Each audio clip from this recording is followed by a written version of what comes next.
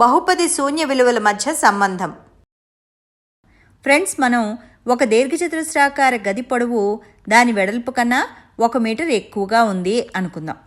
దాని వైశాల్యం 56 చదరపు మీటర్లు అయితే ఆ గది యొక్క పొడవు మరియు వెడల్పు ఎంత?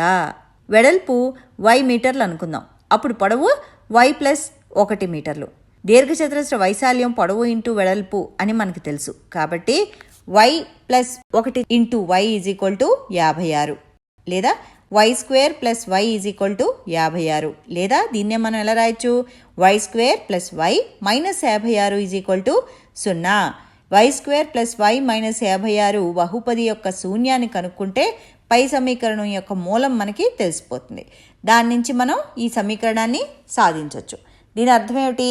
y square plus y minus 56 యొక్క శూన్య విలువే ఈ సమస్య యొక్క సాధన. బహుపది యొక్క కారణాంక విభజన ద్వారా మనం సులభంగా శూన్యాలు కనుక్కోవచ్చు.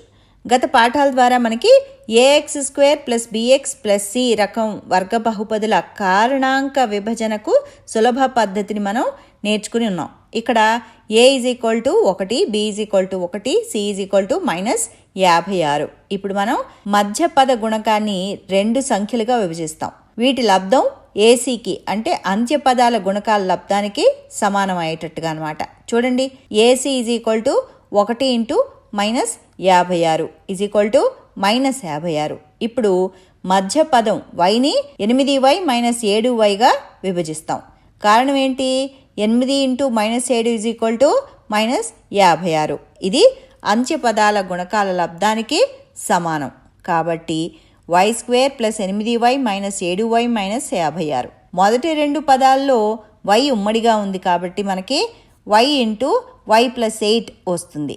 తర్వాత 2 పదాల్లో 7 ఉమ్మడి కారణాంకం కాబట్టి మైనస్ గుర్తుని మనం వెలుపలికి తీసుకొస్తే మనకి మైనస్ 7 ఇంటూ y ప్లస్ 8 వస్తుంది. ఇప్పుడు ఈ 2 పదాల్లో y ప్లస్ 8 ఉమ్మడిగా ఉంది కాబట్టి మనకి y plus 8 into y minus 7 వస్తుంది. ఇప్పుడు ఈ బహుపది శూన్య విలువ 0 కావాలంటే y ప్లస్ 8 అయినా 0 కావాలి, లేదా y మైనస్ 7 అయినా 0 కావాలి.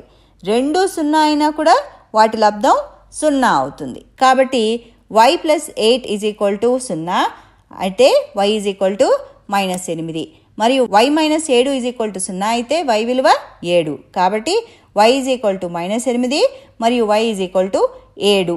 ఈ 2 విలువలు బహుపది విలువను 0 చేస్తాయి, కానీ పొడవు రుణాత్మకం కాదు.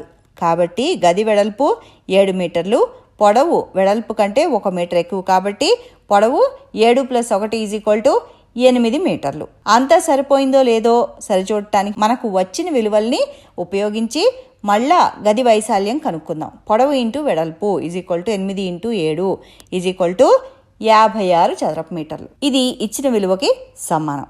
కాబట్టి బహుపది యొక్క శూన్యాలను కనుక్కోవడం ద్వారా ఈ సమస్యను మనం సాధించాం. దీని గురించి మనం తర్వాత వీడియోలో మరి కొంచెం తెలుసుకుందాం. అంతవరకు సెలవు.